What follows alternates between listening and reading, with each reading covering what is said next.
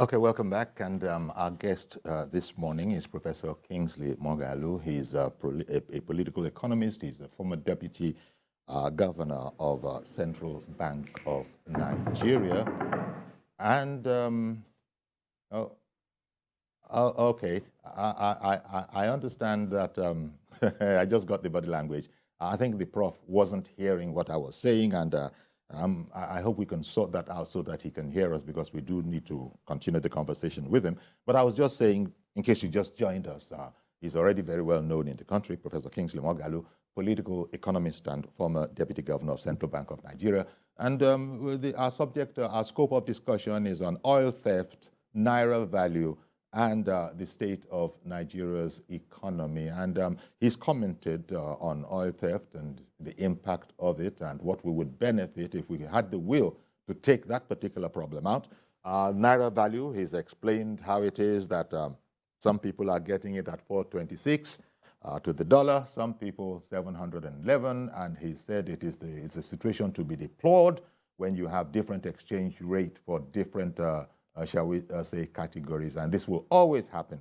I don't know if it's round-tripping that they call it, but the professor explained that when you have this kind of a situation, there will always be those who will get it at 426, turn around in the market, sell it at 700, at 10 naira, and just pocket the rest. And he's also been speaking about rent-seeking, rent-taking, and that is a thing that exists, and quite frankly, if you were to confront the situation in Nigeria's economy and all these loopholes, oil theft and all of that, it was his opinion, as you would have heard, that once you begin to make moves to sort that problem out, fix things, that he wouldn't be surprised if people didn't sit on it, because you're actually blocking an inflow to them. That's where we got to, and I hope the professor can hear me now.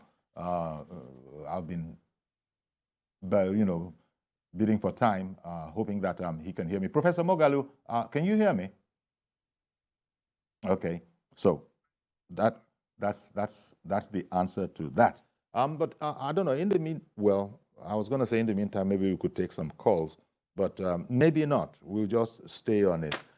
It's an interesting thing, because if you're just joining us, the professor also seemed critical of the kind of people that are brought in to help manage the economy. He talked about competence, of the competence that is required of such individuals.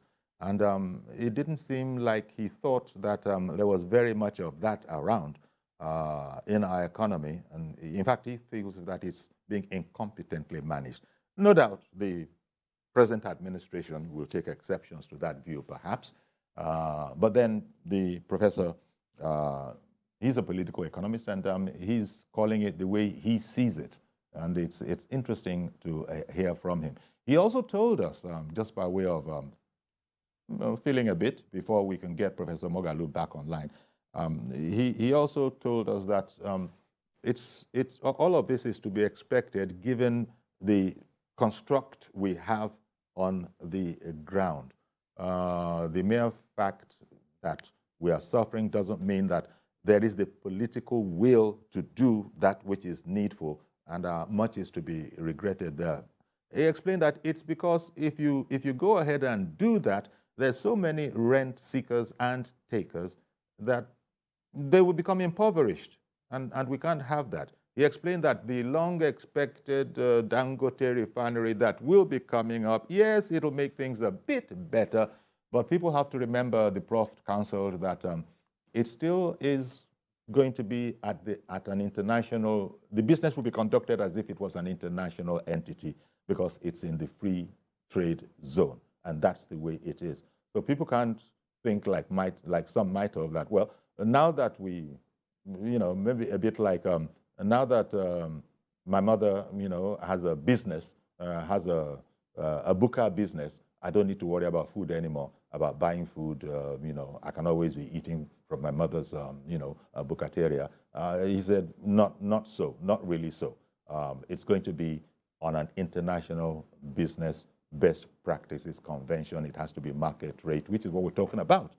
And the scary part was that you might have heard as well that in Kenya, the price per liter of fuel as of yesterday had gone up to, I forget the exact figure now, but it's in excess of 600 naira to the liter. And I'd asked the professor if that could happen to us. In fact, that's what's led to some of the observations that he made. He said it definitely could. Well, we hope not, touch wood. We hope it doesn't, but he said it definitely could. Could you imagine a situation where Nigeria, is paying 600 naira to the liter? But that was just in relation to Kenya. Kenya bit the bullet and did it. Some people have said to me that Kenya is not an oil-producing country. Well, the prof has just explained that even you, the oil-producing country, it's not as if there still won't be challenges. All of this is by way of waiting to get back Professor Kingsley Moghalu, who is our guest this morning and has been with us from the very top of the program, looking at the subject matter that you can see at the bottom of your screen. So we're waiting for the prof, and I guess we'll have to take a break now, another break, pending when we get him. Well, I hear that Prof might indeed be back. Professor Moghalu, can you hear us now? Yes, I can hear you now. Okay. Hallelujah. Thank God for that. Prof, it's a gloomy picture, but I have a feeling that not too many experts are discouraged. In other words, it's a fixable problem as long as we do some of the things that you criticized, one of which was the efficiency of and knowledge, technical knowledge, expertise of those who actually will manage the economy. You actually said that it remains to be seen who the incoming president will bring in and what ideas they will bring in. You briefly categorize some philosophies, but it seems to me that you think that this is not an impossible problem to manage. All that is required is the political will to do the right thing. Did I get that correctly? Yes, absolutely. I think you're correct. Nigeria's economy, as difficult as it is, as depressed as it is on every sphere, inflation, unemployment, debt, the forex problem, the productivity issue, manufacturing as a ratio of GDP is less than 10%. That's very low. But all of these problems are not impossible to solve. I'll give you the example of Zambia. When Hakainde Hichilema became president a year ago, Zambia was in dire economic straits. But today, a year later, they are doing far better. One of the reasons is because confidence returned to the economy. The second is actually the technocratic competence in managing the problems. So there are very, very few situations that are completely irredeemable. So I do have hope that Nigeria's economy can return to better days if it is more competently managed. But as we are now, everybody, in fact, back in the day, this is about 30 years ago, musicians, local musicians even made a song about it, that everybody is shouting that the economy is bad. And this was 30 years or so ago. It was in popular high life tunes at the time. And, yes. And here we have it. You said that government's real business, to the extent that government has any business in business, would be to ensure protection, shielding of the poor.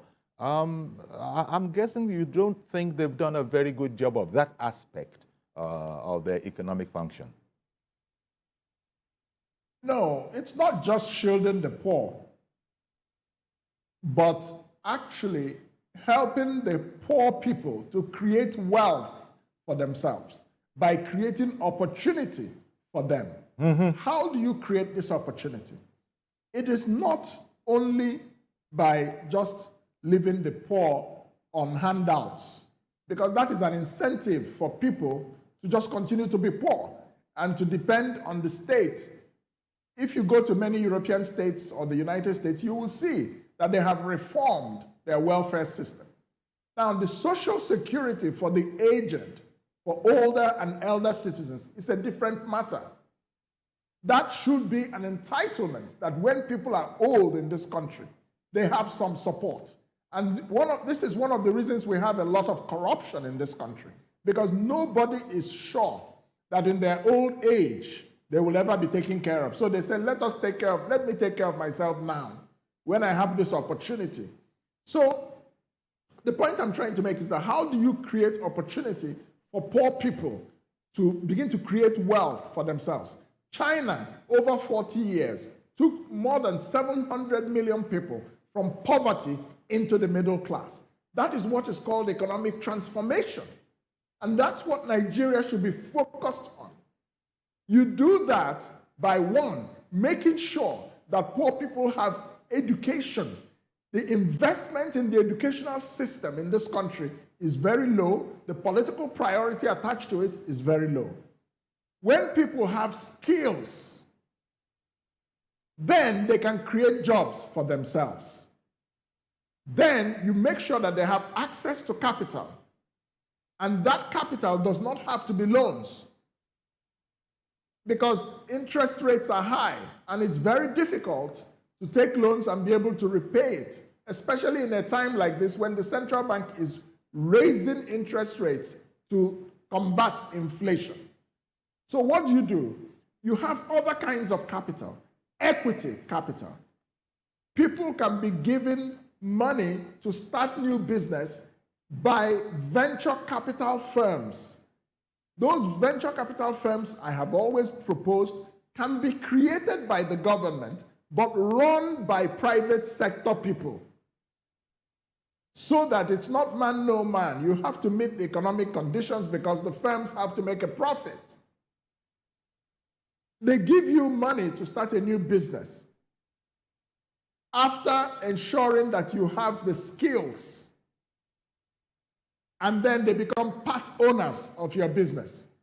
Okay. In order to hold you to account as to how the business is managed for some years, okay, after which the venture capital company can exit, okay, and the business becomes yours totally. This is another type of capital. It's not always about borrowing and borrowing and borrowing, and then central bank is forming intervention fund for everything under the sun. It doesn't work. Eventually, people begin to see it as a wolf money. It's my share. So okay, many of them, like the Anchor Borrowers Program, we know that many of those loans are not being paid back. What is the central bank's balance sheet? Okay. This is what I talk about economic competence and economic management based on vested political interests.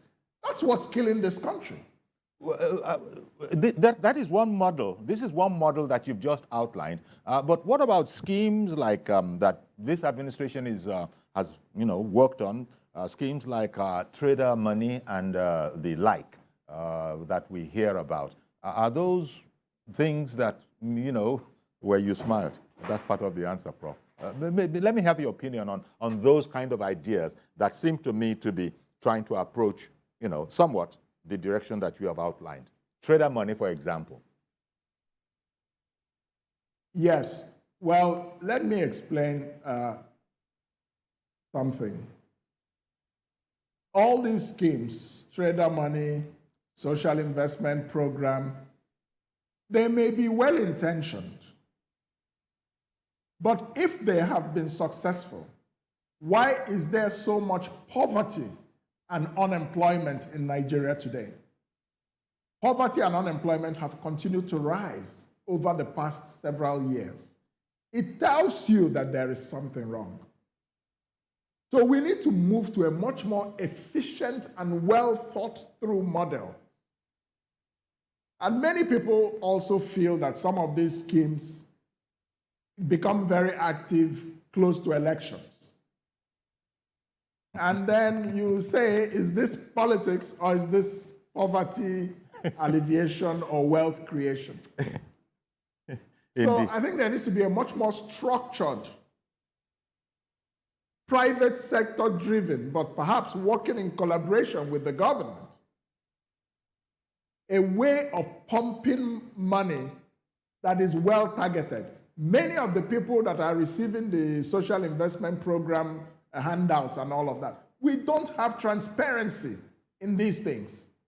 We don't know who's receiving these things. We just hear claims that the government has given out so and so billions. Then you go around to the place. Many people are saying, what are you talking about? Where the money now? I never see them.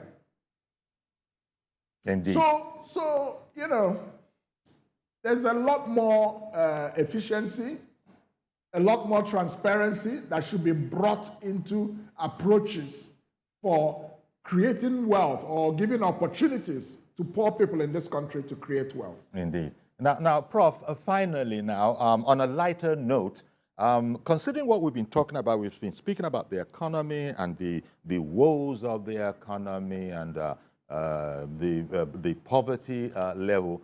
Yet, if you look at social media, maybe this is a cultural aspect, if you look at social media, the amount of opulent parties that are happening all over the country say anything but poverty. You see the grandeur, you see the opulence, you see the generosity, and people begin to wonder, listening to this conversation that we're having and also seeing some of those videos, are these people talking about the same society? What do you think is responsible for that, where this pauperization, shall we say, of the polity, is not reflected in our social values and habits and culture? Yes, thank you very much. We live in a country that is characterized by an unproductive elite that, you know, engages in reckless consumption. There is no real, let me put it this way. The private sector in Nigeria drives about 90% of the GDP, yes. But if you look very carefully at the Nigerian economy, you will see that apart from small businesses and small traders, many of the bigger businesses and elite always depend on the government for one thing or the other. Even the small trader, government's economic policy affects them. The problem in Nigeria is government. And when people make easy money, whether from stolen oil, crude oil, or whether from forex that they got at official rates and sold in the black market, or whether from just contracts that many of them do not even perform, you find the tendency to conspicuous consumption. So we need a leadership in Nigeria that begins to focus on the matter of values. Not that people should not enjoy their money. Mm-hmm. People should. If your money is hard-earned, why not?